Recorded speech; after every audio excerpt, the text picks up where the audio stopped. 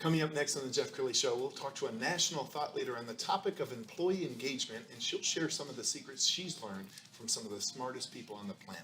That's next.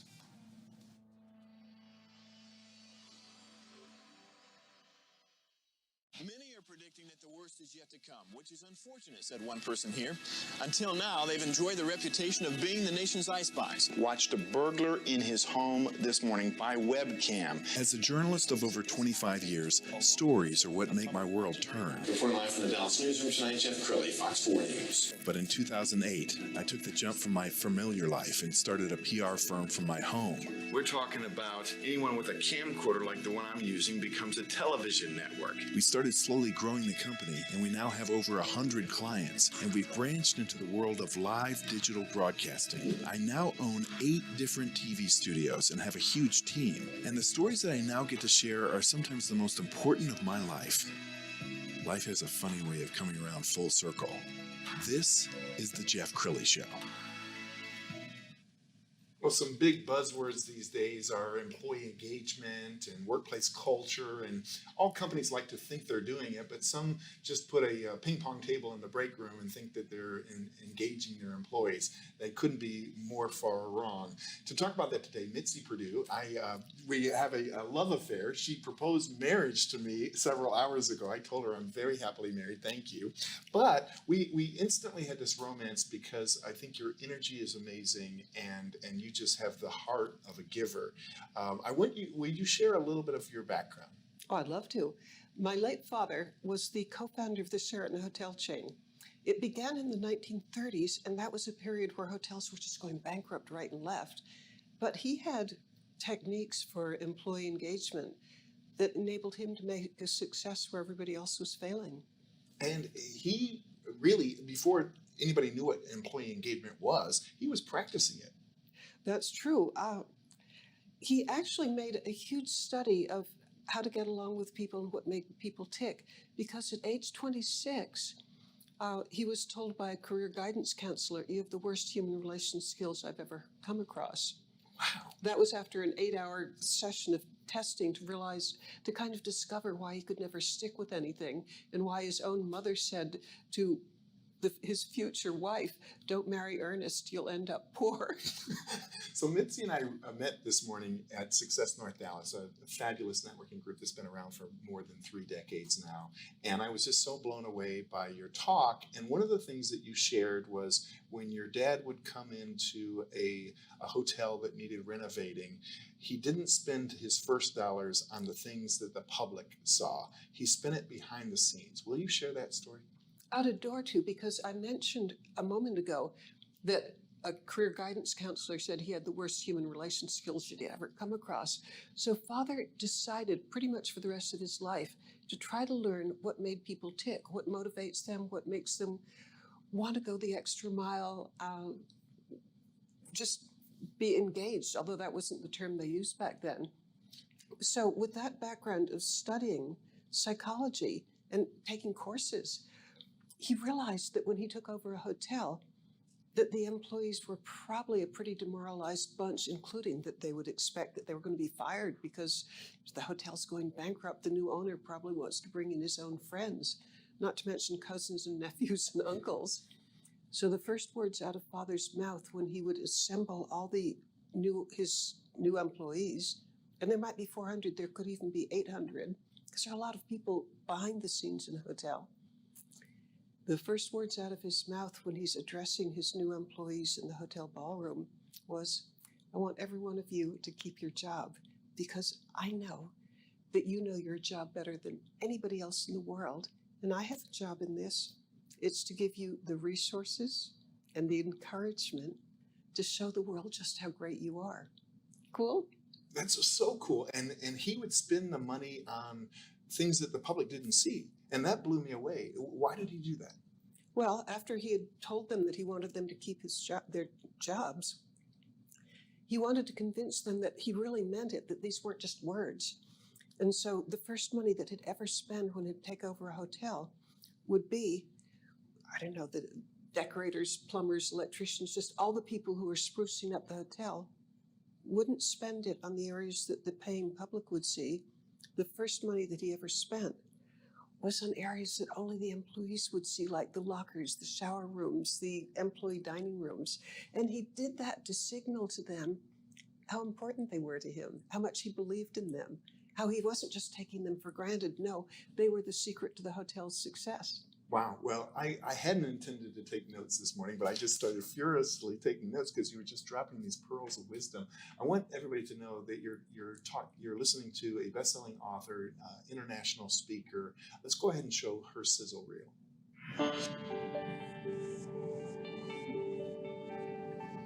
Our keynote speaker this evening, Mitzi Perdue.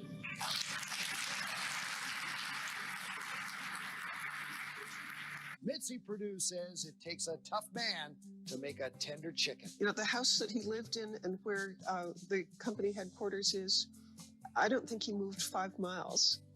No, he adored Salisbury and he adored his roots. I can't recommend Mitzi highly enough. If you want to get a taste of kindness, goodness, and generosity, it still exists in the world. Get to know Mitzi. And we're also pleased to be joined now by Mitzi Perdue, author of the book, Tough Man, Tender Chicken, Business and Life Lessons from Frank Perdue. Mitzi, what do you hope readers get out of this book?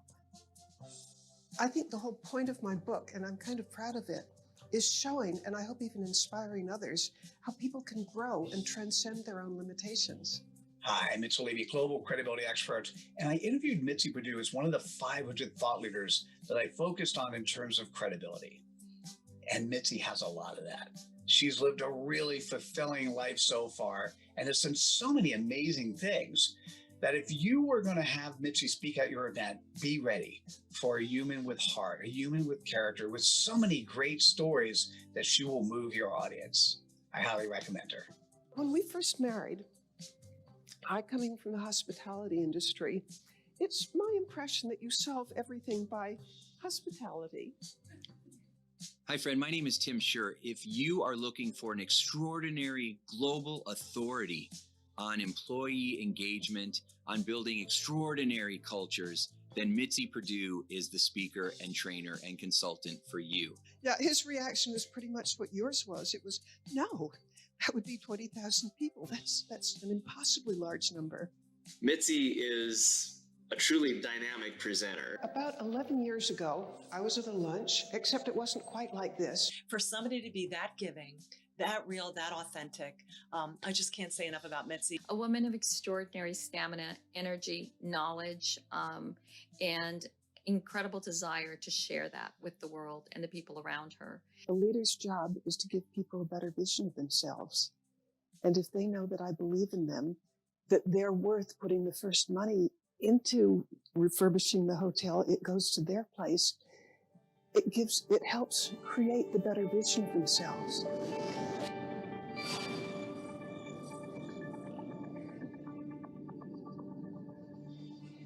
Wow. Well, we've talked about your late father. Let's talk about your late husband, because I know he continues to inspire you. Well, he had a story remarkably similar to what my late father did, which is Frank Perdue started with his father and no employees. At the end of his life, he also employed 20,000 people. Amazing. One of the tidbits that you gave us this morning was that he knew everybody's name and he truly listened. Let's talk about that.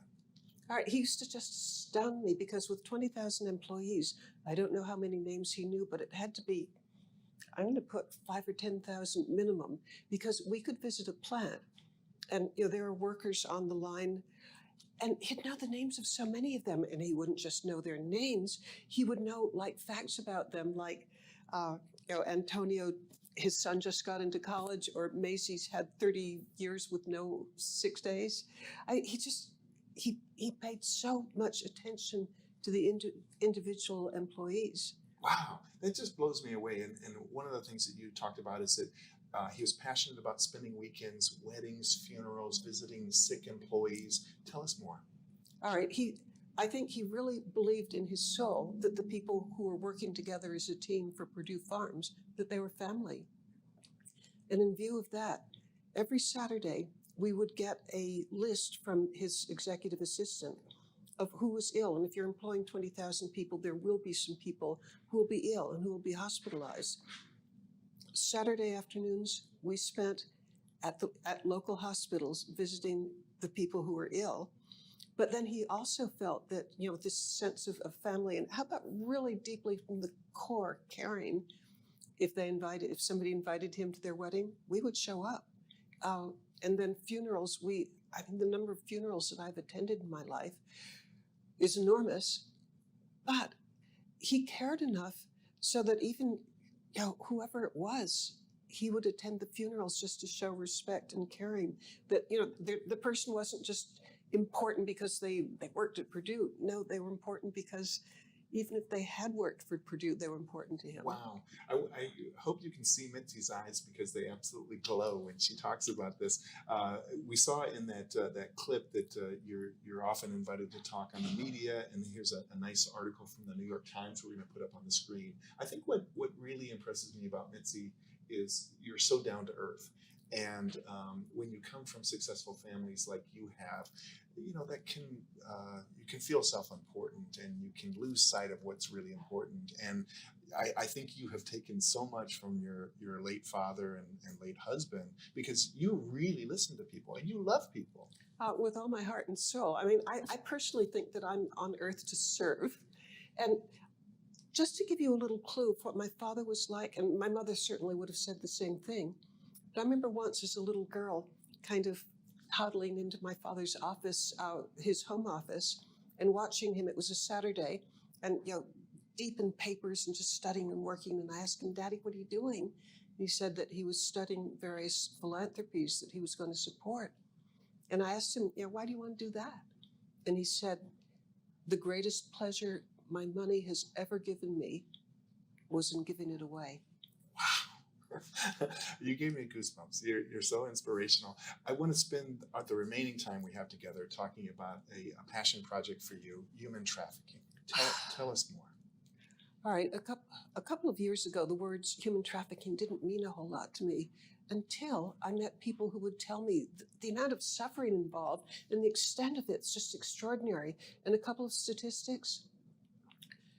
According to the United Nations, more than 40 million people a year are in modern-day slavery. 40 million. 8 million of those are sex trafficked. And then, it's hard to say which is more tragic, but the one that just, since I've got grandchildren, this just gets my core. A typical sex trafficked girl, and there's certainly boys, but let's stick with girls for the moment. A typical sex trafficked girl will be forced to have sex with complete strangers 10 to 20 times a night. It's just the evilness of that. But then her chances of being rescued, and we're giving global figures, are 1 in 100. And she is not likely to live longer than 7 years. She's going to die of suicide, overdose, disease, or I think this is the worst of all, but how do you compare just unbelievable horrors? My nomination for the worst of all is organ harvesting. That she may be murdered for organ harvesting. It's just heartbreaking. There are no words. That's how I feel. It's just, and it's something that once I knew about it, I couldn't unknow about it. And so I've decided to spend the rest of my life trying to do everything that I possibly could to help. I want to put this this graphic up on the screen because the organization is Win This Fight. And there's a way that people can get involved through texting. Can you tell us about, first, the text message campaign, and we'll spend some more time talking about the mission and ministry of this wonderful organization. But how can people get involved? Okay, there are two ways. Probably the easiest is to go to winthisfight.org. Okay. And you'll have a whole menu of things that you can do. And something that I'd really value if people would do it, sign up for my blog. And what my blog is, or what the premise of Win This Fight is, I'm not personally ever going to be able to rescue a person. I'm not going to be effective. I don't have the background. I just couldn't do it with rehabilitation. But what I can do, given my background, is I can help with fundraising. And the project that we're involved with right now the most, and it just claws at my soul, it feels so worthwhile, is we are raising money, and we currently have what I'm about to describe. We've got funding for 6 months of this. I want to increase it. My goal is to raise funds for other organizations, but also raise awareness. And so the SOS program, that's Support Our Survivors, each month we pick a different anti-trafficking organization that does rehabilitation. We have the money to support one of their people who are being rehabilitated for a year. But that's part of it. But I think almost the bigger part is I'm a writer by trade. I wrote a syndicated column for most of my adult life. And so, this is what I know how to do. I write the stories of the people who've been rehabilitated. I'll tell, how they got into being trafficked, what it was like being trafficked, and then what their rehabilitation is like. And I would love people to sign up for my blog to hear these stories. And they can sign up for your blog through your website? Yes, the website's probably the fastest. Which is MitziPerdue.com. Is that right? Mitzi Perdue. Well, actually, I would like them to go to winthisfight.org. Okay. Winthisfight.org, and they can sign up for your blog. And then tell everybody, you did a cool thing this morning at Success North Dallas. You had everybody bring out their phones and text. So okay, and I'm terribly worried that we're going to give mixed messages because the Rosie the Riveter one that you pulled up a moment ago, and don't pull it up again because I want people to use a different text message thing. Okay. Because the most current one is what I was just describing about Support Our Survivors. Okay. If you will text WIN, W-I-N, to 55312, and let me repeat that again. Yep, we put it on the screen. Okay, perfect, thank you. Text WIN to 55312, and that will get you to the Support Our Survivors thing. And you have the choice at that point of signing up for the blog, but even more important, and I just wish you'd do it, that will get you to a free webinar, and the date is May 11th, and it's put on by the Fulbright Association. Fulbright scholars, the United States has sponsored 55,000 Fulbright scholars, people who've studied abroad. Well, the Fulbright Association is putting on, and this is what I'm inviting everybody to, they're putting on a webinar, or they call it a forum, in which they tell some of the most exciting new ways to combat human trafficking. Wow. It will be unveiling ways that individuals can really do something to attack human trafficking. Well, and I think you're giving people hope, because sometimes when there's a problem that big, people will say, well, what can I do about it? But people really can get involved, can't they? Yes, but that gives me a chance to share with everybody. Please. My absolute favorite quotation. Yes. Comes from Mother Teresa. And when Mother Teresa was starting her career helping lepers, she was told by her superior, no, you have to stay in the convent in India and teach the children of the rich. And she said, no, I wanted to serve. And the guy said, no, you can't make any difference. 10,000 lepers die a day in this big city. You can't make any difference. And now comes my favorite quote. Mother Teresa said, it's immoral to be discouraged by the size of a problem. The good that we can do, we must do. So this problem is big enough to discourage us all, but the good that we can do, that we must do. Mitzi, I know you've got a plane to catch back to New York. Hopefully you're going to be relocating here to Texas. I know your son lives here. You got about a minute left, so you look right into that camera there, and what do you want to leave the audience with? Okay, absolutely from the heart, and I can't keep it in. I've fallen in love with Dallas. I really would like to move here. I love the hospitality. I love the restaurants. I even love the architecture. Hey guys, I've fallen in love. What I heard was she's fixing to move here. Mitzi, promise me you'll come back. You've been an amazing guest and just a blessing to so many people. Okay, well, your problem is try to keep me away. You got a deal. That's it for now. We'll see you next time.